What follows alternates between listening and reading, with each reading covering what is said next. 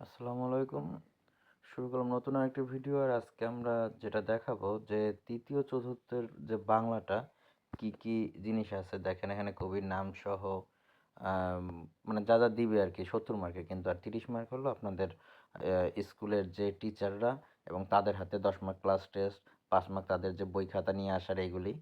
তো এটাকে আমি জেমিনির কাছে দিলাম, জেমিনি আমাকে কি কি উত্তর দেয় সেটাই আমরা এখন একটু দেখব। ব্যাখ্যা দিতে বলেছি, ও আমাকে ব্যাখ্যা দিবে।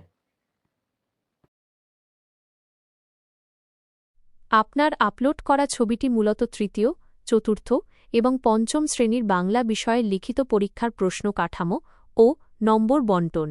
প্রতিটি শ্রেণীর জন্য মোট নম্বর 70 এবং সময় 2 ঘন্টা 30 মিনিট।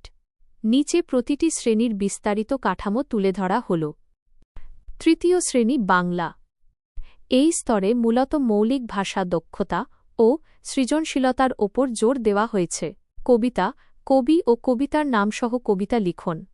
5 নম্বর। প্রশ্নোত্তর, সংক্ষিপ্ত প্রশ্ন 5টি এবং রচনামূলক প্রশ্ন 2টি, মিলিয়ে মোট 25 নম্বর। ব্যাকরণ ও শব্দ শূন্যস্থান পূরণ, যুক্তবর্ণ ভেঙে শব্দ তৈরি, শব্দার্থ, বিরামচিহ্ন এবং এক কথায় প্রকাশ বা বিপরীত শব্দ প্রতিটিতে 5 নম্বর করে। ব্যবহারিক ফরম পূরণ 5 নম্বর এবং অনুচ্ছেদ বা রচনা লিখন 10 নম্বর। 2. চতুর্থ শ্রেণী বাংলা। তৃতীয় শ্রেণীর তুলনায় এখানে প্রশ্নের ধরন কিছুটা বিস্তৃত।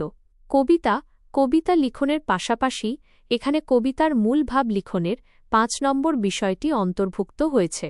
প্রশ্নোত্তর, সংক্ষিপ্ত ও রচনামূলক প্রশ্ন মিলিয়ে মোট 25 নম্বর।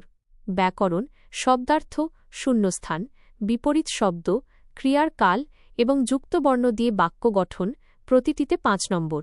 চিঠি, দরখাস্ত, এখানে ফরম পূরণের পাশাপাশি বিজ্ঞপ্তির বিষয়টিও রাখা হয়েছে।